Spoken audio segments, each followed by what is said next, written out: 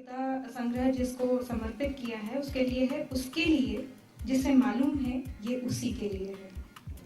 उसके लिए जिसे मालूम है ये उसी के लिए है। यकीन जानिए, ये यकीन मतलब उनको कहने की जरूरत नहीं कि किसके लिए है। तो जब आप ये काव्य संग्रह खोलते हैं, जब उसको पढ़ना शुरू करते हैं, तो आपके अंदर भी ये यकीन उतरता चलता है। उस यकीन के बदौलत ही हमको ये पूरा कविता संग्रह आप पढ़ सकते हैं।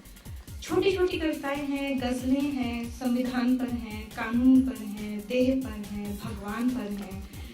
मैं अपनी पसंदीदा एक कविता पढ़ती हूँ जो मुझे बहुत अच्छी लगी और मुझे लगता है कि इस कविता संग्रह का नाम ये भी रखा जा सकता था।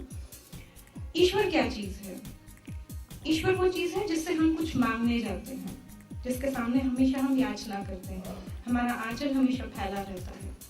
लेकिन क्या कभी कल्पना की है कि ईश्वर को कैसा लगता होगा यदि वो किसी को आशीर्वाद दे दे कि ठीक है तुम जाओ, तुम ही राज करो। वो कविता है, आप उसके भाव समझने की कोशिश कीजिए।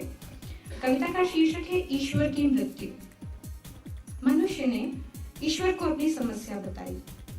मनुष्य ने ईश्वर को अपनी समस्या बताई और समाधान की प्रार्थना की। ईश्वर ने मनुष्य की प्रार्थना सुनी। ईश्वर ने मनुष्य की प्रार्थना सुनी। स्वयं पर विजय पाओ, स्वयं पर विजय पाओ।